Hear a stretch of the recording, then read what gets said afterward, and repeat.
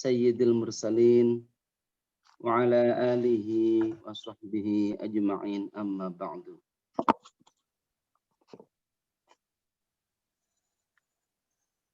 Faqala al-musannifu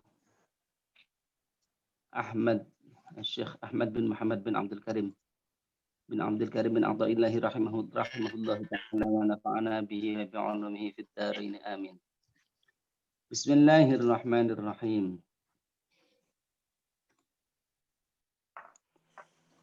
Man lam yashkurin ni'ama faqad ta'arrada li zawaliha.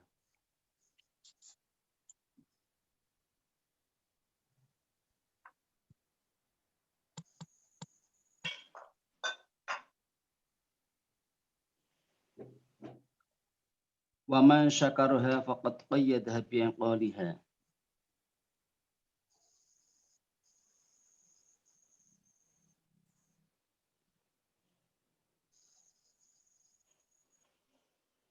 Man lam yashkurin ni'ama faqad ta'arrada li zawaliha. Wa man syakaraha faqad qayyadaha bi anqaliha. Barang siapa tidak mau mensyukuri kenikmatan-kenikmatan, berarti dia menyediakan atau bersedia untuk kehilangan kenikmatan. Barang siapa mensyukuri kenikmatan, maka berarti dia telah mengikat nikmat itu sehingga tidak bisa lepas. Mensyukuri kenikmatan adalah menjadikan kenikmatan itu menjadi langgeng dan bahkan bertambah. Sedangkan mengkufuri nikmat dan tidak mensyukurinya adalah menjadikan hilangnya nikmat tersebut.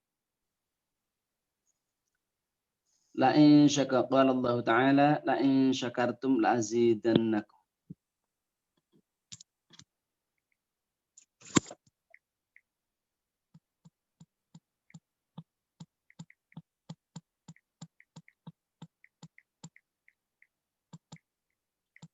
Bismillahirrahmanirrahim. Khaf min wujudi ihsanihi ilaika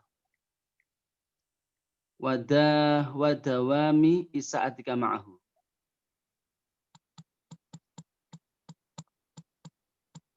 Khaf min wujudi ihsanihi ilaika wa dawami isa'atika ma'ahu. An yakuna dhalika istidrajan laka. Sanastadrijuhum min haythu la ya'lamun. Sanastadrijuhum min haythu la ya'lamun. Takutlah engkau akan wujudnya kebaikan-kebaikan Allah terhadap kamu, dan padahal kamu selalu berbuat buruk kepadanya. Takutlah kalau yang demikian itu adalah merupakan istidraj. Dalam bahasa pesantren itu penglulu, ya. Dikasih kenikmatan tapi bukan karena diridhoi, karena direncanakan untuk akan disiksa. Na'udzubillah. Takutlah kalau yang demikian itu merupakan istidraj dari Allah. Sanastadrijuhum min haitsu la ya'lamun. Aku Allah akan mengistijrat mereka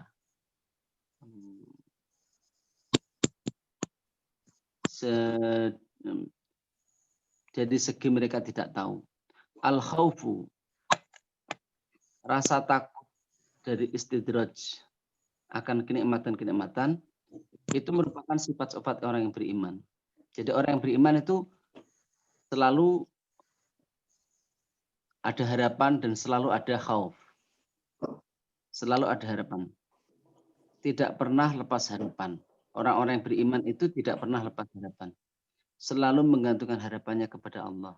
Tapi juga tidak pernah tanpa khauf. Maksudnya selalu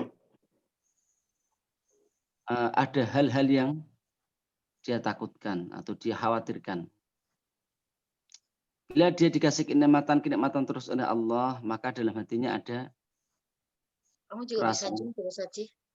Bisa zoom kamu sih. Yang dimu. Bisa. ada perasaan semoga ini jangan istidraj. Demikian. Itu sifatnya orang beriman. Nah, kalau tidak ada khauf seperti itu, padahal dia selalu berbuat buruk, ya, itu merupakan sifat-sifat orang kafir. Dikatakan merupakan tanda-tanda istidraj adalah selalu melakukan keburukan dan terbujuk karena nyatanya tidak ada apa-apa. Kelihatannya tidak ada apa-apa.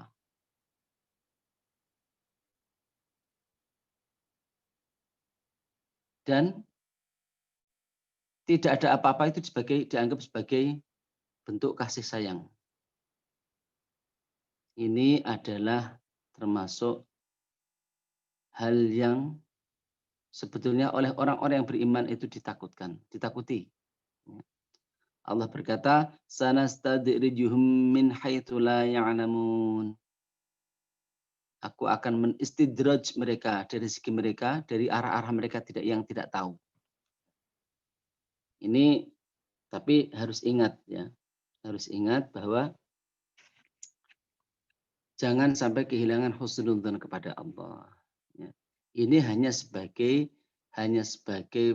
cambuk agar kita jangan terlalu istirsal atau jangan terlalu bahasa Jawanya itu ndelarung ya.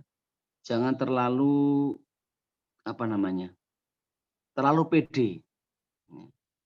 Kita harus memang tetap pede, harus tetap rojak kepada Allah, berharap kepada Allah. Jangan pernah kehilangan harapan kepada Allah. Ini adalah sebagai cambuk hati-hati ya, untuk kehati-hatian. Karena kita jadi dalam diri seorang mukmin itu harus ada dua sayap. Sayap harus dua. Satu yaitu apa? Rojak, harapan, dan khauf. Khauf katakanlah kehati-hatian. Nah, kalau maknanya mungkin yang lebih bisa adalah kehati-hatian. Jadi dia selalu berharap kepada Allah, tidak pernah lepas harapan dari Allah, tapi dia juga berhati-hati. Sehingga tidak karena dia harapannya kepada Allah, yakin Allah itu maha baik, kemudian dia istirsal, maksiat seenak-enaknya, itu jangan seperti itu. Ini yang dimaksudkan adalah seperti itu. Yang dimaksudkan adalah walaupun kita yakin husnudzon kepada Allah, kita janganlah istirsal atau main lepas untuk bermaksiat. Ya. Sekecil apapun maksiat, kita merasa ini adalah dosa. Apalagi bila maksiat besar. Walaupun itu tidak bisa dinafikan juga. Ya. Di dalam kitab Ihya dikatakan, ada orang yang berbuat dosa dengan hati yang tertawa. Dan ada orang yang berbuat dosa dengan hati yang menangis. Nah, maksudnya gimana? Kalau orang yang berbuat dosa dengan hati tertawa, dia senang akan maksiatnya, senang akan dosanya. Tak peduli akan, tidak ada rasa takut.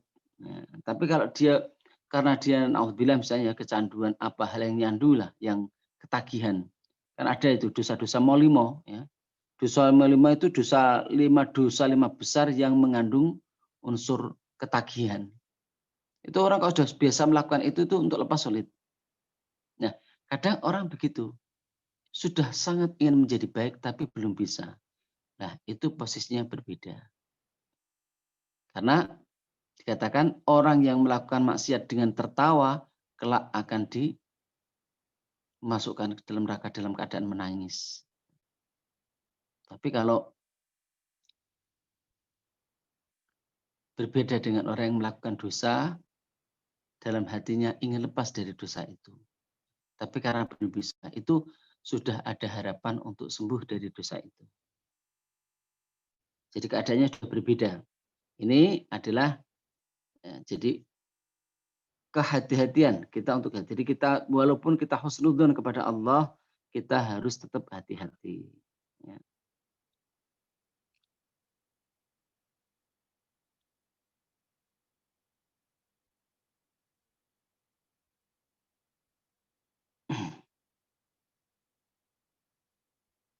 kama qala ta'ala falamma nasu ma dzukkiru bihi.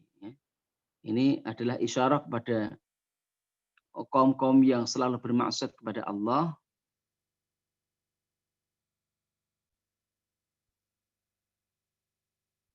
Fatahna 'alaihim abwaaba kulli syai'.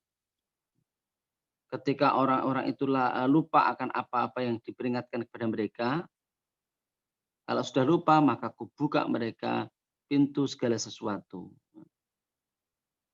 Mereka mendapatkan afiah, kesehatan, ya, kesehatan, ketenangan, ketentraman, ya, ekonominya bagus, sehingga mereka merasa bergembira, tapi tidak bersyukur. Dengan kegembiraan dan keenaan yang mereka dapatkan, mereka malah suka bermaksiat. Nah, ketika demikian, akhadnahum baghtatan. Maka dengan tiba-tiba ku ambil kenikmatan itu dari mereka. Faidahum mublisun. Dan ketika itu mereka menjadi putus asa dari rahmat Allah. Ya, itu adalah gambaran bagi orang-orang yang istidraj oleh Allah. Mereka diperingatkan, malah tidak menjadi ingat, malah lupa. Ketika mereka lupa, malah semakin dikasih kenikmatan oleh Allah. Ketika mereka sudah bergembira dengan kenikmatan-kenikmatan itu, sudah sangat menikmati, sudah terbiasa, tiba-tiba kenikmatan itu diambil oleh Allah dan mereka menjadi terlunta-lunta. Karena mereka tidak terbiasa menggantungkan harapan kepada Allah, maka mereka kemudian berputus asa dari rahmatnya Allah. Maka ini walaupun dalam keadaan yang enak, yang tentram, sejahtera, jangan lepaskan harapan kepada Allah. Jangan tidak pernah jangan pernah tidak husnudzon kepada Allah. Selalu husnudzon kepada Allah. Tapi selalu berhati-hati. Walaupun melakukan maksiat, karena kita ini memang orang yang namanya manusia, tempatnya salah dan dosa. Walaupun melakukan maksiat, jangan pernah berputus asa. Dan jangan pernah meremehkan maksiat itu. Akui itu sebagai dosa, akui itu sebagai kesalahan dan selalu minta ampun. Nah, makanya di dalam wiridan-wiridan itu kan banyak bentuknya. Ada alhamdulillah sebagai memanjatkan rasa syukur kepada Allah. Ada astagfirullah sebagai pernyataan penyesalan atau minta ampun akan dosa-dosa yang kita lakukan. Ada subhanallah sebagai ungkapan rasa perasaan heran atau takjub akan kekuasaan Allah dan seterusnya dan seterusnya. Nah, ini berarti kita alangkah baiknya bila selalu istighfar. Istighfar, selalu minta ampun kepada Allah. Tidak usah menunggu merasa berdosa. Karena memang kalau kita teliti, setiap hari kita berdosa. Setiap hari kita punya salah. Makanya istighfar. Dan istighfar yang bagus adalah, ya, kalau bisa itu menyangkutkan orang lain. Astaghfirullahaladzim li wali walidayya wali ashabil huquqil wajibat alayya. Al-masyaikhina wal jami'al muslimina wal muslimat wal muslimina wal muslimat, ya. Ya Allah, ampunilah diriku dan ampunilah kedua orang tuaku dan ampunilah datuk-datukku atau simbah-simbahku sampai ke atas. Ampunilah guru-guruku. Ampunilah orang-orang yang aku punya salah kepadanya dan kepada seluruh muslimin muslimat, mukminin mukminat. Itu agar apa? Karena kita juga sulit untuk lepas, kita dengan mudah sekali salah kepada orang lain.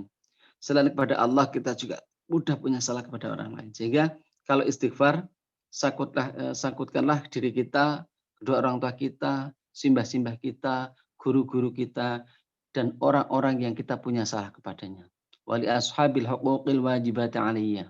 Dan orang-orang yang saya punya hak-hak wajib, hak mereka atas saya. Dan kepada seluruh muslimin muslimat. Ini diharapkan bila sering dibaca. Kita kan kalau baca sholat kan sering baca itu, ya. Diharapkan kelak bila kita punya kesalahan kepada orang-orang yang kita masalah kepadanya, ketika disidang oleh Allah, mudah menjadi kita dimaafkan. Karena apa? Karena setiap hari kita sudah mendoakan untuk mereka diampuni. Demikian. Jadi istighfar itu bagus. Ya. Tidak usah menunggu jelas kita punya dosa. Ya. Kita harus menyadari kita mudah jatuh ke dalam dosa. Baik kepada Allah apa-apa juga kepada sesama manusia. Jadi alangkah baiknya kita untuk mudah minta maaf. Baik kepada Allah maupun kepada orang lain. Ya. Jadi salah maupun tidak salah, kalau pada orang lain ya, kita salah tidak salah, mohon maaf. Mohon maaf, mohon maaf. Kenapa? Menjaga sangat mungkin kita punya salah. Yuk Anda kok minta maaf, namanya punya salah. Ya namanya saya manusia, tempatnya salah. Mungkin selama kita berhubungan, kita berteman, bersahabat, berkomunikasi, ada hal-hal yang saya tidak merasa tapi menusuk perasaan Anda. Ada yang tidak merasa tapi itu menyinggung Anda dan seterusnya dan seterusnya. Jadi memohon maaf itu baik sekali. Ya, istighfar setiap hari. Kanjeng Nabi sendiri itu setiap hari istighfarnya minimal kalau tidak salah itu 70 kali. 70 kali. Jadi apalagi kita sebagai manusia biasa. Alangkah baiknya selalu istighfar kepada Allah, selalu berusaha untuk menghindari kemaksiatan-kemaksiatan. Walaupun misalnya memang masih jatuh ke dalam maksiat, jangan pernah putus asa dari rahmatnya Allah. Jangan pernah putus asa. Tidak pantas putus asa dari rahmatnya Allah, kecuali orang-orang yang tidak punya iman. Selama masih punya iman, maka seharusnya tetap punya harapan kepada Allah. Sebesar-besar dosa, masih besar ampunan Allah. Ya. Jadi ada dua sisi. Dari sisi harapan kita berusaha untuk taat mungkin kepada Allah, berusaha untuk setakwa mungkin kepada Allah, berusaha. Dan dari sisi harapan, sebesar apapun dosa kepada Allah, kita tidak akan pernah putus harapan dari Allah, tidak pernah putus ampunan dari Allah. Dari sisi khauf, kita berusaha untuk sebisa mungkin menghindari maksiat, sebisa mungkin. Kalau memang terlanjur jatuh, sebisa mungkin menghapus dosa-dosa itu. Banyak caranya menghapus dosa. Kalau memang itu dosa kecil, banyak caranya. Berwudu, bersedekah, berbuat kebaikan. Innal hasanati tudhibnas sayyi'at. Sesungguhnya kebaikan-kebaikan itu bisa menghapus keburukan-keburukan. Nah, tapi kalau dosa besar memang harus diampuni. Secara peraturannya itu demikian. Kalau dosa-dosa besar memang harus bertaubat. Tanpa taubat tidak diampuni. Aturannya demikian. Tapi kalau dari sisi Allah, ya mau dosa sebesar apapun tanpa taubat mau diampuni juga bisa. Ya. Jadi kalau dari sisi aturannya bahwa kalau dosa itu dosa besar memang harus ditaubati. Ya. Tobat. Tapi kalau dosa-dosa kecil, ya mungkin kita sering melakukan ya, itu kalau kita berbuat kebaikan akan menghapus dosa-dosa itu. Jadi memang kebaikan dan keburukan itu saling saling berebut. Ya. Kalau kita semakin berbuat baik, maka menghapus keburukan-keburukan itu. Kita semakin berbuat keburukan akan mengurangi kebaikan-kebaikan itu. Jadi di sini adalah Bismillahirrahmanirrahim. Intinya kita walaupun dalam keadaan yang baik, jangan pernah atau harus tetap berhati-hati. Ya. Berusaha untuk selalu menghindari kemaksiatan. Kalau memang masih jatuh ke dalam maksiatan atau bahkan mungkin kalau masih terbelenggu oleh kebiasaan atau ketagihan akan maksiat atau dosa-dosa, jangan pernah putus asa dari rahmatnya Allah. Jangan pernah. Ya. Karena bagi Allah tidak ada dosa yang tidak mampu Allah ampuni. Semuanya Allah mampu mengampuni.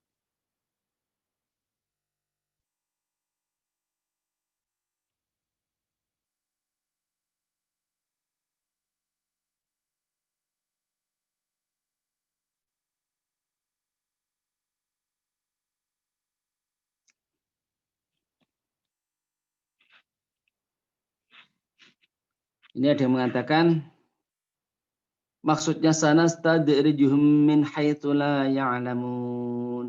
Aku akan istidraj kepada mereka dari segi mereka tidak menyadari, tidak tahu. Itu maksudnya adalah aku akan memberi kenikmatan-kenikmatan kepada mereka dan aku akan merupakan mereka dari syukur terhadap nikmat itu. Ketika mereka sudah terbiasa kenikmatan-kenikmatan itu,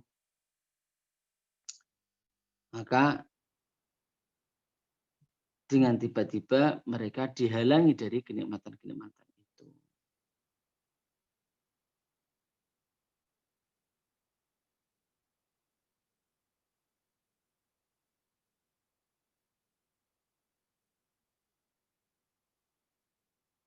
Kalau Ibnu Athaillah mengatakan, maksud istijraj adalah setiap mereka melakukan kesalahan, maka semakin kuberi kenikmatan. Dan kulupakan akan istighfar dari kesalahan itu. Nah, makanya intinya kita kalau memang kita ini khawatir atau takut akan ada istidraj dari Allah, kita selalu istighfar kepada Allah. Istighfar. Dan ketika istighfar kita fokus akan dosa-dosa kita. Walaupun dulu pernah diperingatkan, tandanya hati yang mati adalah hati yang bila melakukan dosa tidak ada rasa penyesalan, hati yang bila tidak atau terluput dari ibadah atau ketakwaan tidak ada merasa kehilangan. Itu tandanya hati yang mati. Sehingga seharusnya ketika mereka akan melakukan dosa harus merasa takut dan menyesal. Kemudian disambung dengan peringatan, tapi merasa besarnya dosa, merasa besarnya kesalahan, jangan sampai memutuskan harapan dari rahmatnya Allah. Karena memandang dosa besar sampai putus asa dari rahmatnya Allah, itulah memang tujuannya setan.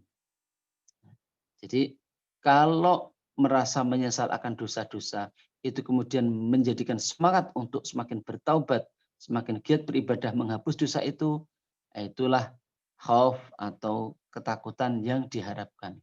Tapi kalau khauf atau ketakutan yang menjadikan putus asa dari rahmatnya Allah, itu bukan khauf yang diharapkan. Khauf yang buruk, yang tidak baik.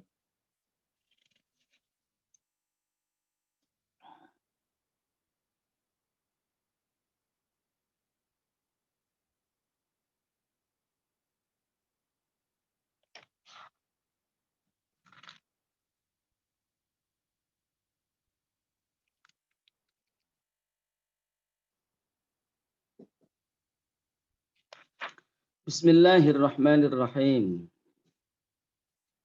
Min jahlil muridi an yusi al-adaba fatuakharu al-uqubatu anhu fayaqulu law kana hadha su'a adabin laquti al-imdadu wa aujabal ib'ada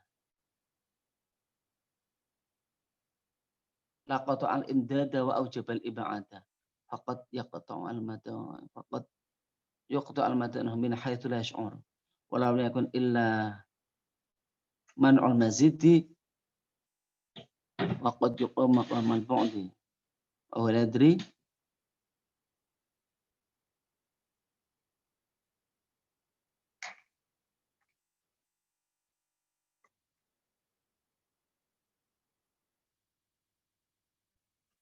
wa lam yakun illa an yukhallika mudrid.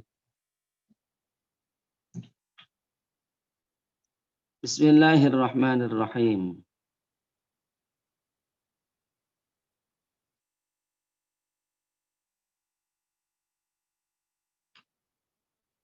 Faqad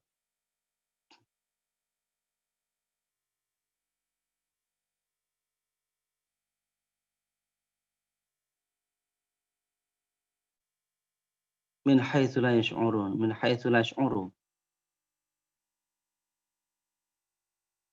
walau lam yakun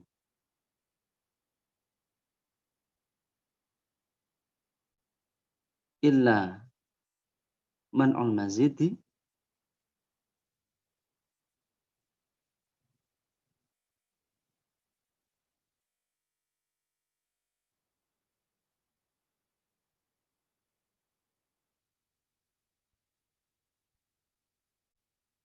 Bismillahirrahmanirrahim.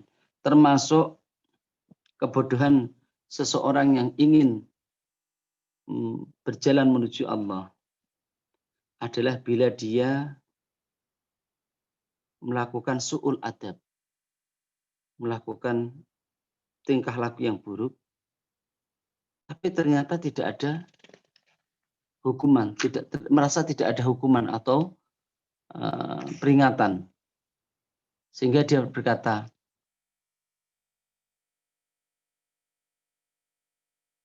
kalau memang ini adalah yang saya lakukan adalah suatu perbuatan su'ul adab, tentu pertolongan-pertolongan dari Allah tidak dihentikan.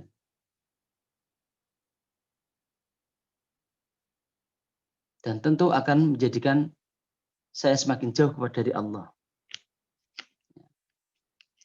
Dia tidak merasa, padahal sesungguhnya pertolongan itu telah terputus darinya tanpa dia menyadari.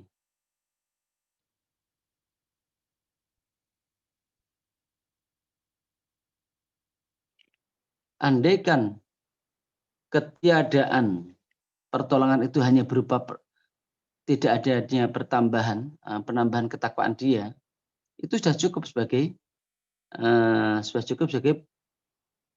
pemutusan pertolongan dari Allah.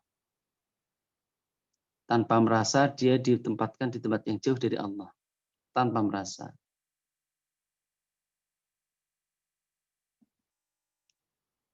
Ini termasuk gambaran dari istidraj.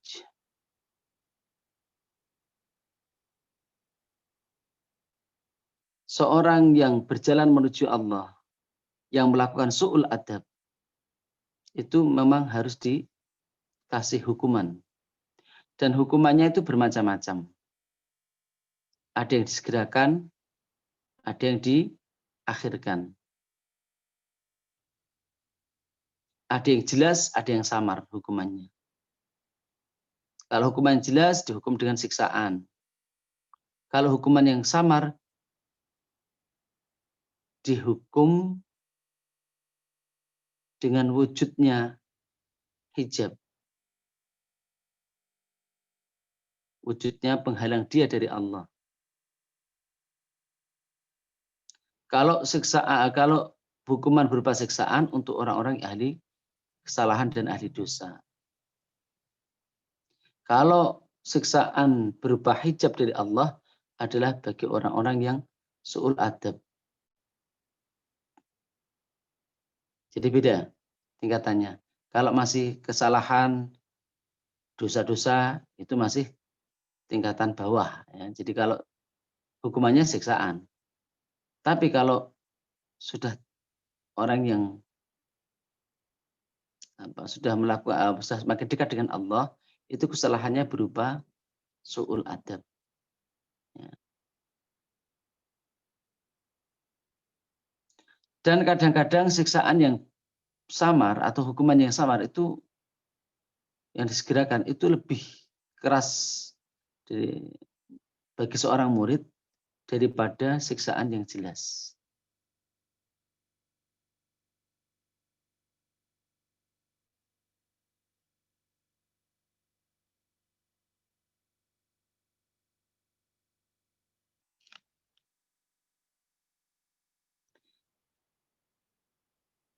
Orang yang dikasih hijab oleh Allah karena dia melakukan su'ul adab, itu bila tidak segera mendapatkan rahmatnya Allah,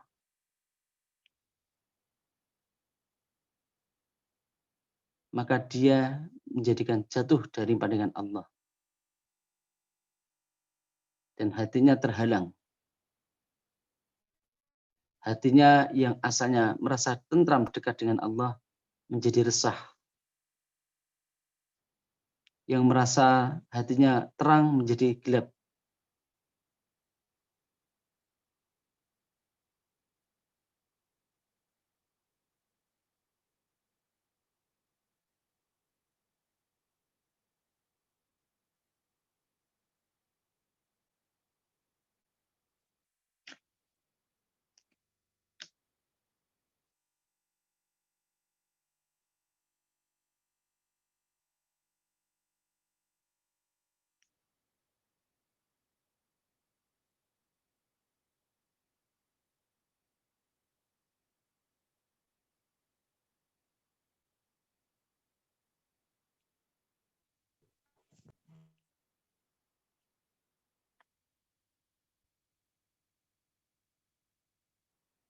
Jadi memang kalau sudah semakin tinggi perjalanan seseorang, itu memang semakin sulit. Ya. Semakin sulit. Makanya kalau masih perjalanan syariat, sekedar belajar sholat, itu masih ya bukan gampang ya, tapi lebih sulit lagi kalau sudah merupakan perjalanan batin. Butuh seorang guru. Makanya kalau kebiasaan orang-orang kita, orang-orang umumnya Ahlus Sunnah wal Jamaah, itu adalah bila sudah istilahnya kalau sudah ngaji tua, ngaji sepuh, itu biasanya masuk ke dalam rantai-rantai para guru atau dikatakan masuk thariqah. Karena apa? Perjalanannya sangat sulit sekali. Betapa hanya sedikit-sedikit dalam hati ini sudah sangat mempengaruhi. Ini yang dirasa memang sangat tidak mudah. Gambarannya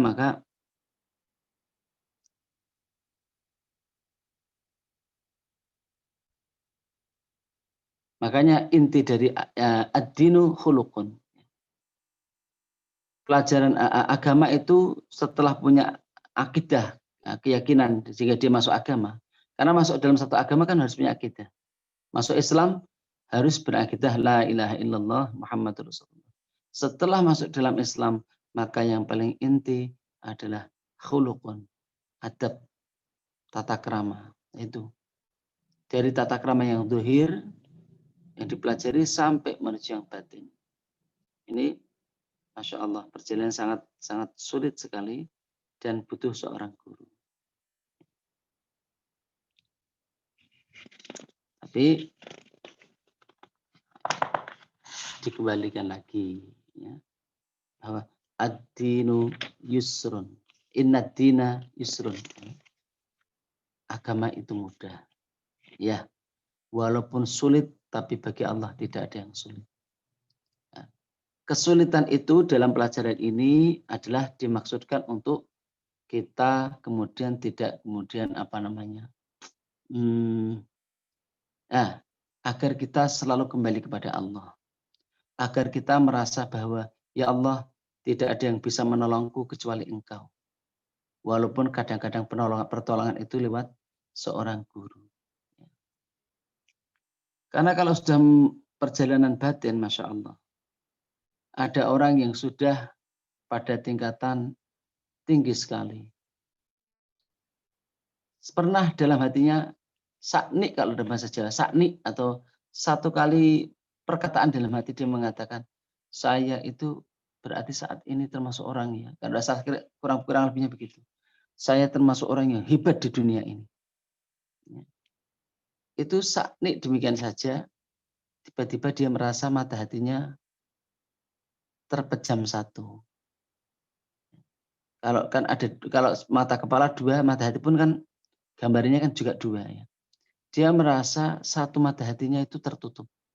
Tidak bisa terbuka lagi. Maka dia menangis sejadi-jadinya. Menangis. Dan dia mohon kepada Allah, ya Allah, datangkanlah seorang kekasihmu, seorang walimu, yang datang untuk bisa membuka mata hatiku yang satu, ya Allah. Saya bersalah telah merasa sedemikian. Saya sebagai orang yang, makanya itu berjalan, Masya Allah, sulit ya. Maka dia berdoa kepada Allah itu, dan datanglah seorang yang sudah sangat sepuh sekali, ya, yang datang dengan, dan pasti juga beliau ternyata mata zuhirnya itu tertutup satu memang, ya, yaitu bukan tidak ada istilahnya kok ngepasi gitu ya, kok kebetulan. Tapi beliau datang dengan marah-marah, ghadab sekali, dan dia kemudian menyentuh, kurang lebihnya begitu, menyentuh dadanya seorang syekh tadi, dan sehingga mata hatinya terbuka lagi. Sambil marah-marah dia berkata, hati-hati terhadap hatimu. Hati-hati. Sambil marah, kamu sudah merepotkan saya sudah tua sekali. Harus ditugaskan Allah datang dari jauh untuk membuka matamu. Kamu merepotkan saya sudah tua sekali. Hati-hati kamu dimarahi seperti itu. Jadi Masya Allah, betapa yang kesombongannya sedikit saja. Kalau sudah bagi orang-orang yang sudah tinggi derajatnya itu, ya, hukumannya ya seperti itu, hukuman batin. Dan itu lebih berat daripada hukuman zuhir bagi mereka. Ya, ini makanya perjalanan orang-orang yang sudah tinggi derajatnya itu sangat hati-hati menjaga jangan sampai ada setitik kesombongan dalam hati mereka. Itu Masya Allah. Ya, kita hanya bisa tadi ya Allah, la haula wala quwwata illa billah, ya Allah. Tidak ada daya menghindar maksiat, ya Allah. Tidak ada kekuatan untuk melakukan ibadah atau takwa kepadamu kecuali dengan pertolonganmu, ya Allah. Demikian. Jadi ya demikian itu memang pelajaran bagi orang-orang yang sudah kelasnya tinggi. Kalau pulau jenengan ya pokoknya sebisa-bisanya lah, ya, sebisa-bisanya. La yukallifullahu nafsan illa wus'aha. Allah tidak memaksa hambanya kecuali semampunya. Jadi ya ditinggikan, kemudian dikencengi atau dikencengi, dikendoni gitu ya. Jangan kenceng terus nanti malah nggak kuat. Katanya kan Nabi, peringatnya gini, inna hadzal din matin. Lafadznya lupa saya. Kurang lebihnya begini. Agama ini kuat sekali. Maka masuklah kamu pelan-pelan. Ya. Ngaji kitab tasawuf kadang-kadang itu kan keterangannya sangat kencang sekali, tinggi sekali. Itu kalau dirasakan berat dah. Kalau jangan madep di situ udahlah. Kita kembalikan lagi. Allah Maha Pengampun. Allah Maha Penyayang. Allah tidak membutuhkan. Allah tidak membutuhkan ibadah kita. Seandainya seluruh makhluk termasuk malaikatnya semua berhati iblis, jahat sekali, buruk sekali, kufur semua. Itu semua tidak mengurangi kemuliaan Allah. Sebaliknya, bila semua makhluk Allah, iblis-iblisnya, berhati malaikat, sama sekali tidak menambah kemuliaan Allah. Jadi dua sisi, ya, dua sisi. Kita ada khaufnya, ada rojaknya. Jangan terlalu khauf, makin nanti menjadikan putus asa dari rahmatnya Allah. Juga jangan terlalu rojak, menjadi istirsal atau kalau maksiat sama sekali tidak merasa berdosa atau merasa aman, tidak boleh, ya. Jadi kalau kita maksiat, ya berusaha untuk menghapus kemaksiatan atau dosa-dosa dari kemaksiatan itu dan berusaha untuk tidak melakukan kemaksiatan. Berusaha. Tapi namanya manusia, apalagi masih seperti kula jenengan semua, manusia biasa, ya, masih banyak dosa-dosa. Tapi jangan berputus asa. Jadi tengah-tengah, ya. Jangan terlalu khauf. Khairul umur awsatuha. Sebaik-baik perkara adalah yang tengah-tengah. Orang terlalu tinggi cungkring, tidak bagus, ya, terlalu tinggi. Terlalu pendek juga jebol. Terlalu terlalu pipi terlalu tipis kempot. Terlalu tebal tembem, ya. Badan terlalu tebal gendut. Terlalu tipis kerempeng, ya. Jadi yang baik-baik tengah-tengah. Kita ini yang tengah-tengah. Ya kita harus punya ada khauf, ada rasa hati-hati, juga harus ada rojak, yaitu harapan kepada Allah. Demikian. Sampai dikatakan tidak ada orang yang mau meninggal dan dalam hatinya ada dua perkara, yaitu harapan diampuni Allah dan khawatir masuk nerakanya Allah. Kecuali orang itu akan diwujudkan harapannya dan dihindarkan dari apa yang dia takuti. Ya, jadi ada dua sisi roja yaitu harapan itu jangan sampai putus dan sisi khauf yaitu kehati-hatian. Jangan sembrono, harus memang selalu hati-hati. Demikian. Monggo kalau ada pertanyaan, silahkan.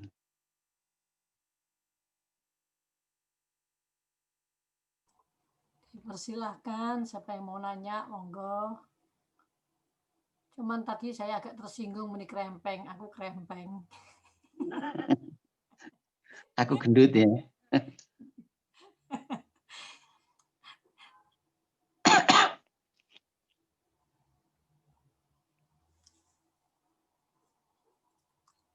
Ya, mungkin seperti kata Bu Adi yang kemarin, ini pelajarannya berat, jadi pada tercenung pada diri masing-masing ya, mungkin. Enggak, saya ada ada Oh kekhawatiran iya, di sini, Pak Ustadz. gimana? Tapi mungkin karena kebodohan saya dan kekurangan ilmunya ya. Jadi gini, tadi itu saya lihat dulu note-nya. Semakin tinggi ilmu Ya, seseorang, hukuman dari Allah itu akan semakin samar kan. iya, Nah, contohnya untuk orang-orang yang tinggi ilmunya itu kebanyakan misalnya jika dia zul adab, maka dia diberikan hukuman dengan dilepaskannya rahmat dari Allah. Tanda-tandanya mereka yang artinya gini, itu kan biasanya udah lebih ke arah hati kan, sombong iya. atau apa dengan ilmunya segala macam. Nah, sementara sehingga saya menjadi kalau hukuman yang berupa siksa kan itu nyata kan, kita merasakan gitu. Iya. Sehingga saya menjadi takut menjadi orang yang lebih tinggi lagi tingkatnya karena takut samar-samar hukuman itu tidak terasa gitu loh Pak Ustadz. Iya. Itu jadi menjaga itunya semakin tinggi tingkatan seseorang kan semakin berat ini cobaannya. Makanya Bu, kita dalam beragama pun tidak boleh ngongso ya. Kita mengalir karena kalau kita ngongso bisa gini, ya Allah jadikan aku orang yang walimu, jadikan aku dekat padamu. Memangnya udah mampu. Jadi kita ya kita mengalir saja ya Allah. Kalau bahasa bapak saya dulu begini, pernah no kula sing sae Gusti, kula pernah sing sae. Kalau bahasa Inggrisnya bagaimana ya? Ya Allah, saya di apa? Di bahasa Indonesia gimana?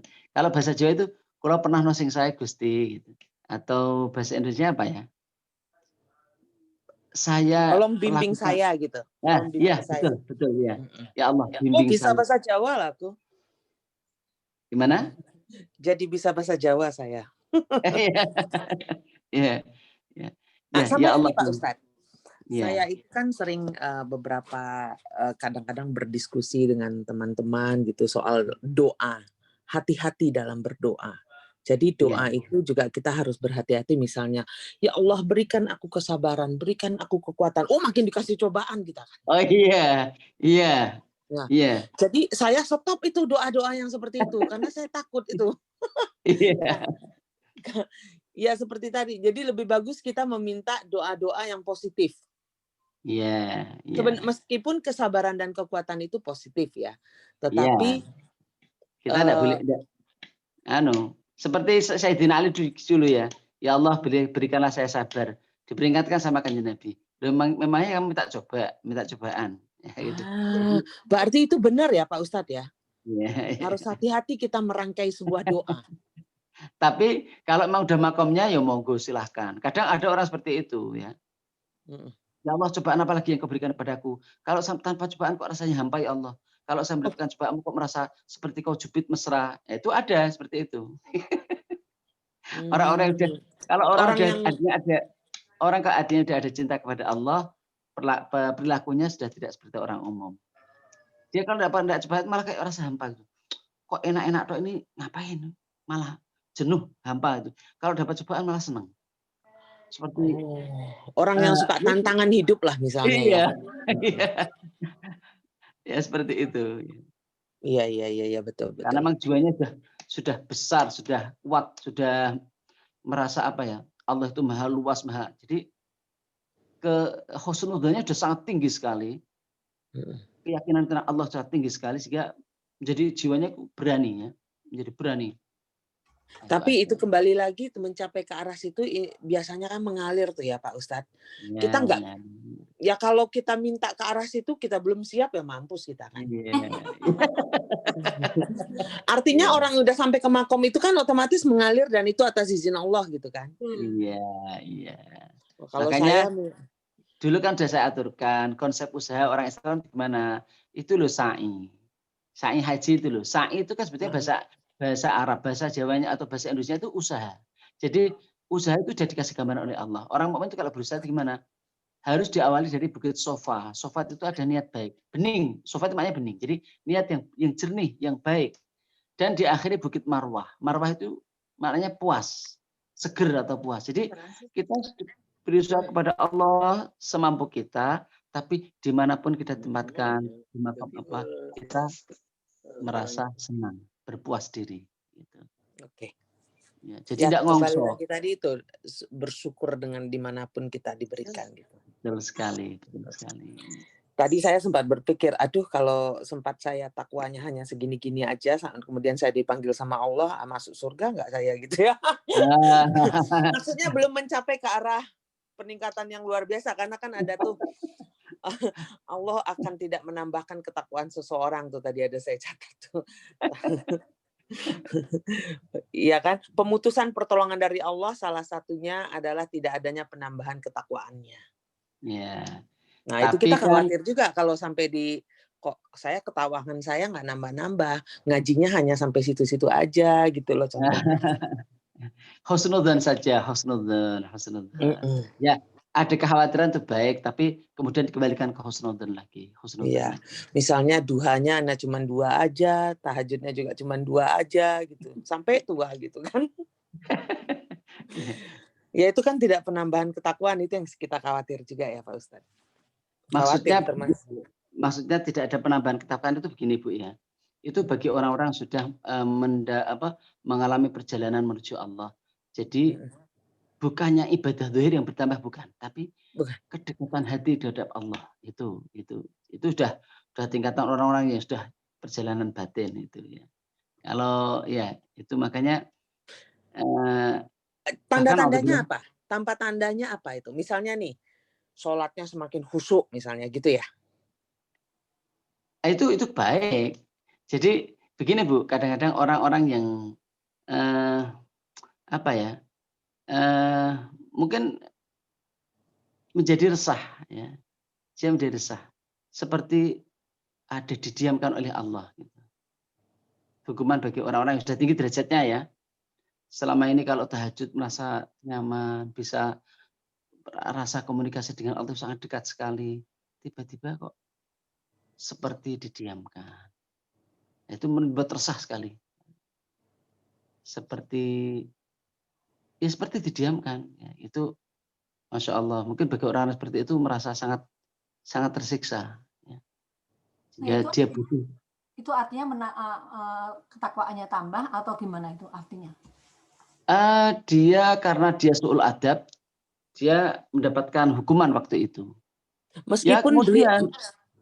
Meskipun dia melakukan ritual-ritual ibadah fisik yang luar biasa, misalnya tahajudnya makin ditambah, tapi tetap resah gitu ya? Iya. Karena memang hukumannya bersifat batin.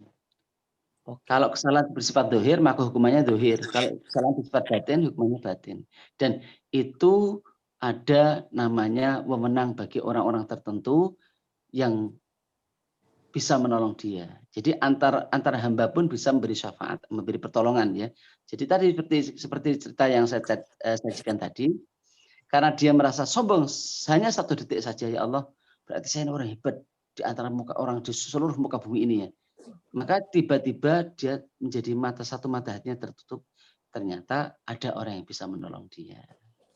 Itu walaupun memang dari doa dia berdoa, ya Allah datangkanlah seorang walimu, seorang kekasihmu yang datang kepadaku untuk bisa membuka.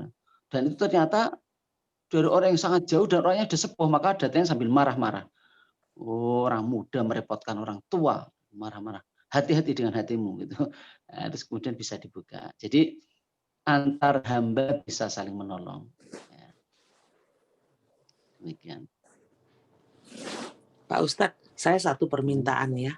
Bisa nggak membantu kita memberikan rangkaian-rangkaian doa untuk masa, karena kan gini loh, kita kan terutama saya bukan orang yang mengerti doa mana yang terbaik gitu ya, yang bagus gitu loh. Jadi rangkaian-rangkaian doa yang bagus untuk masalah hati tadi. Ya Allah, kalau kita kan saya palingan ya Allah bersihkan hatiku. Lapangkan hatiku. Ya kan? Tapi kan kita takut nanti minta dibersihkan hati, kita dikasih cobaan apa nih gitu. Nah, itu. Saya orang yang masih takut dengan cobaan Allah gitu loh. Kalau kata gini Bu, kalau kata Gus Baha itu orang seperti itu malah jangan gini. Kita juga memang hati-hati tentang kesalahan, tapi juga jangan terlalu takut salah. Kita manusia itu tempatnya salah. Jadi gimana? Kita yakin dengan ampunannya Allah. Kita sudah berusaha untuk terhindar. Kalau masih salah, ya namanya manusia gitu. Kita kan tidak ada daya menghindar maksiat, tidak ada daya menghindar kesalahan, tidak ada daya, hanya dengan Allah. Jadi gimana? Ya tengah-tengah sikapnya. Ya hati-hati tapi jangan terlalu hati-hati. Karena apa? Yang namanya manusia itu memang tempatnya salah. Malah pernah itu dulu ada seorang Gus itu putra kiai. Dia tidak mau ngajar, karena apa? Dia merasa dia masih ada kesalahan. Masa saya ngajar? Maka ada seseorang wali marah sama dia. Sombong kamu. Namanya manusia tempatnya salah. Namanya malaikat. Kamu manusia, ya sudah jalani aja sebagai manusia. Ya ada salahnya, ya berusaha benar. Ya udah itu manusia. Jangan sombong kamu kayak seperti malaikat gitu. Jadi ya dibolak-balik. Jadi memang kita harus selalu bersandar kepada Allah, bersandar di Allah. Saya punya kesalahan, ampuni saya. Baik kesalahan zahir maupun batin. Ya Allah, bila saya melakukan kebaikan, bila itu memang baik, itu semua darimu. Semoga kau terima ya Allah. Demikian. Jadi santai saja Bu, jangan terlalu tegang.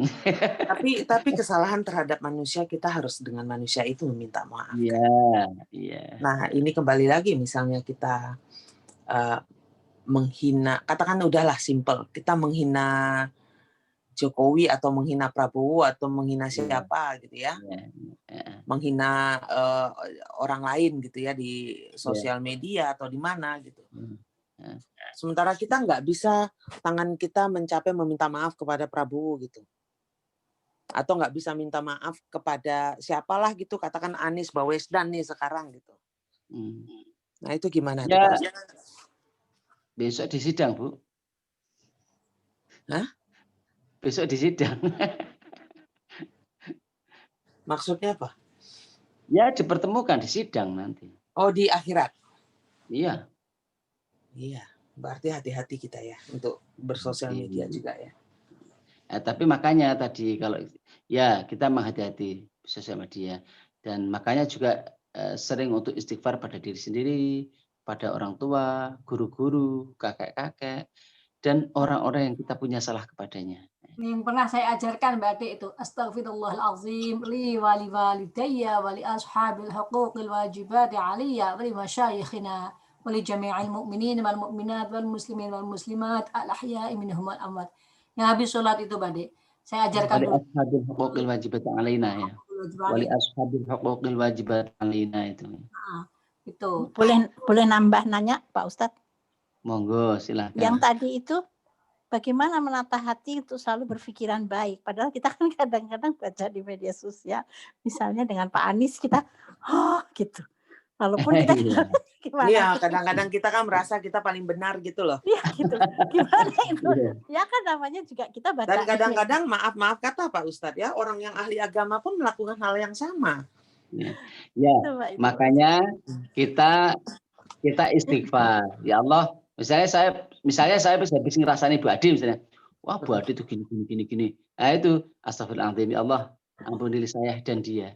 Ampunilah saya dan dia Allah. Saya telah mengerasani dia, menghibah dia. Ya Allah, astagfirullahaladzim, li walaha. Ampunilah saya dan dia ya Allah.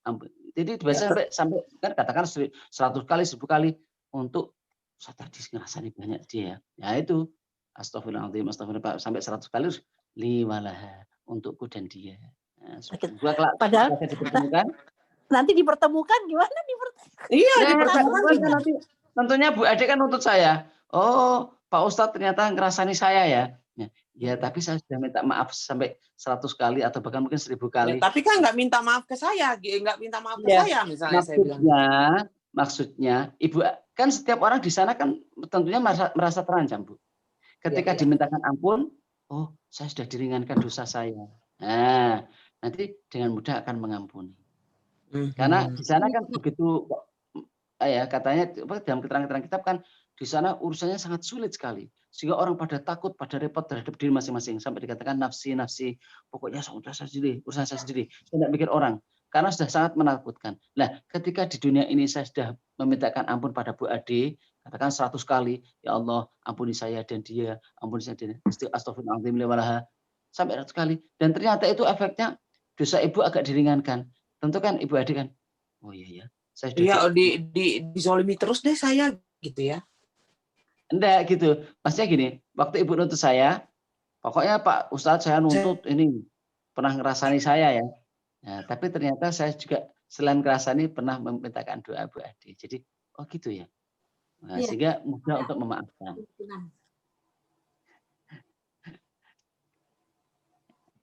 Ya Allah. Nah itu Mbak Ade, Bu Elka itu kan yang saya itu kan tuliskan dulu itu. Habis setiap habis sholat kita baca astagfirullahaladzim li wali. Ya. Karena nanti ada hitung-hitungan gitu ya. Sedangkan orang mungkin yang ngerasain kita, yang ini kita malah mungkin nggak istighfar itu, ya itu malah dia berat mungkin gitu. Sedangkan nah, juga begini juga. Jadi yang namanya hijrah itu adalah ngerasani atau memperbincangkan dosa-dosa yang memang tidak patut diperbincangkan.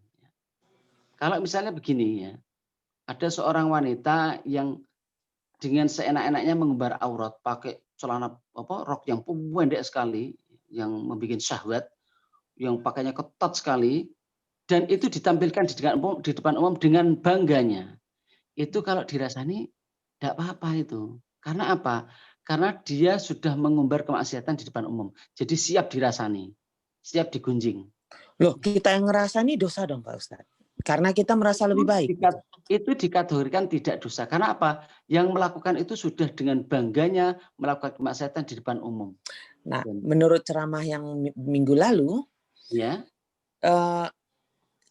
hati-hati kita. Belum tentu orang yang berbuat maksiat itu tidak akan masuk surga jika dia mendapatkan. Jadi beda tipis. Kalau ngerasaninya itu dengan mulut.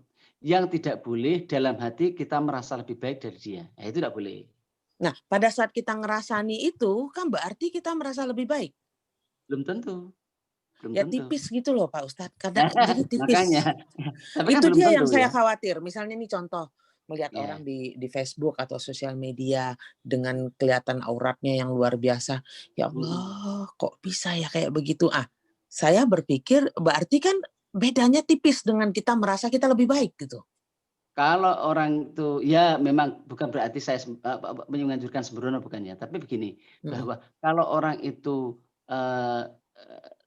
terbiasa dengan hal-hal yang bersifat seperti itu ya, sering mengaji tentang hal-hal yang bahwa bukan tentu ahli maksiat itu lebih rendah daripada ahli taat, belum tentu orang ahli taat lebih tinggi. Itu kalau memang kita sudah sangat menyadarinya, ya kita akan terbiasa dengan hal itu ya. Walaupun memang bukan saya menganjurkan terus ayo ngerasani bukan ya. Tapi gini, jangan mudah juga untuk menghukumi bahwa itu pasti dosa, bukan. Belum tentu. Jadi ada dosa-dosa atau kemaksiatan yang boleh dirasani sebagai kontrol kontrol masyarakat ya. Jadi dosa-dosa yang dilakukan secara terang-terang di depan umum itu digunjing tidak apa-apa. Karena apa? Agar orang tidak mudah melakukan dosa itu. Ya, jadi walaupun yang menggunjing pun ya tentunya belum tentu kamu lebih baik dari dia, belum tentu. Ya, demikian. Jadi ini yang saya katakan boleh itu menggunjingnya, bukan merasa lebih baiknya. Kalau kita tapi itu susah mengontrol hatinya itu, Pak Ustadz. Tipis sekali bedanya itu. Tipis sekali ya, gitu ya. Apalagi kita makomnya masih manusia yang baru belajar ya. Sama-sama Bu, sama-sama. Sekali. Ya ini susah. Berat itu. Ya, kita akhiri dengan doa semoga kalau bahasanya Bapak dulu kita semuanya dipernahkan di Gusti Allah ya dipenahno sing sae ya. Kita dibimbing dengan Allah oleh Allah dengan bimbingan yang baik. Amin Allahumma amin. Tidak ada Amin. la haula wala Amin, quwwata amin, illa ya rabbal billah. alamin. Tidak ada daya menghindar maksiat dan tidak ada kemampuan melakukan ibadah kecuali dengan pertolongan Allah. Semoga Amin. kita mendapatkan taufik dari Allah, hidayah taufik dari Allah. Amin Amin. ya Rabbal Alamin. Amin, ya rabbal alamin. Amin. Yang paling utama mendapatkan ridho Allah. Amin. Wallahul muwaffiq ila aqwamit thoriq. Wassalamualaikum warahmatullahi wabarakatuh. Waalaikumsalam. Waalaikumsalam warahmatullahi Terima wabarakatuh. kasih Pak Ustadz. Assalamualaikum. Terima kasih ya Pak Ustadz. Bagus. Amin.